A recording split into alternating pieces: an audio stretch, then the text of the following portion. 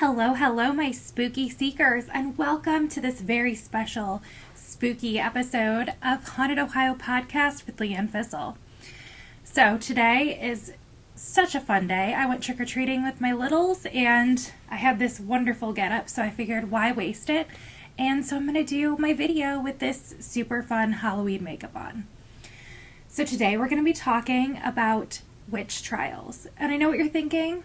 Salem, but that's not what we're talking about. This is well after the Salem witch trials. It's the Bethel, Ohio witch trials, the only witch trial ever recorded in Ohio, and it is in the early 19th century, so well after the Salem witch trials, which seems crazy that they were still doing that. So we're going to get into the history of the Bethel witch trial.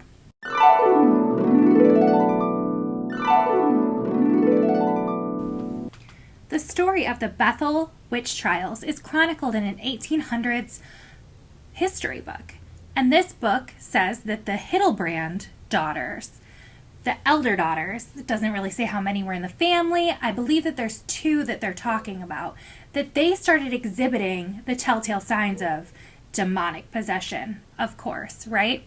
So they were screaming, they were hallucinating, seeing things, they felt tortured inside. And so, of course, the family calls for an exorcism. In this exorcism, the girls were supposed to be rid of this evil demonic spirit, and it was to fly into a bag, and then they tie up the bag really tight. They throw it on the front porch, and they chop it up into little teeny tiny pieces with a very sharp axe. Well, sadly, this didn't work. No such spirit flew into the sack, and the girls were left still tormented. So, of course, someone has to be to blame, and of course it has to be a woman.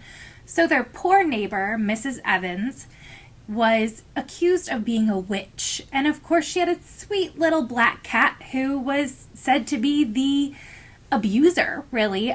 It was said to be her familiar, and the girls were saying it tortured them and told them things, and it was the source of the evil.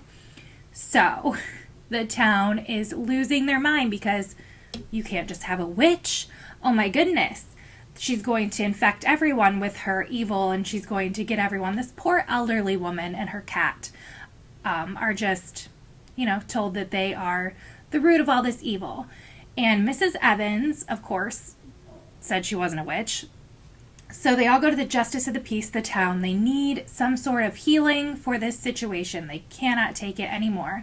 So he decides to do an old school test to see if you're a witch, a way that they would, put these women on trial. I say women because it was always women.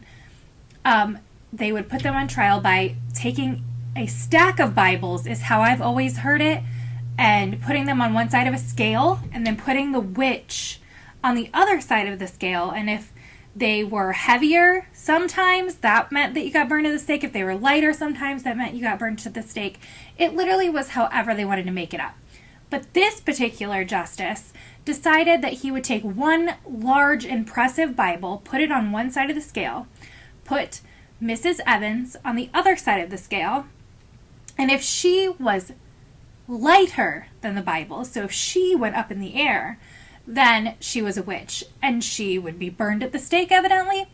So I think this was just a really clever way for this justice to say, okay, we're going to put this Bible on here, and if she tends to be lighter, then she's a witch, and we're going to take care of it. I think it was a really good way for him to appease the public, but also not have to burn someone, which is just crazy.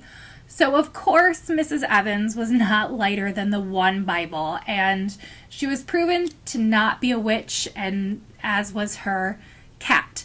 So that is the story of the Bethel, Ohio witch trials, and I hope that you enjoyed it. It's super fun, a little part of history, and I'm just glad no one got burnt at the stake. So until next time, stay spooky.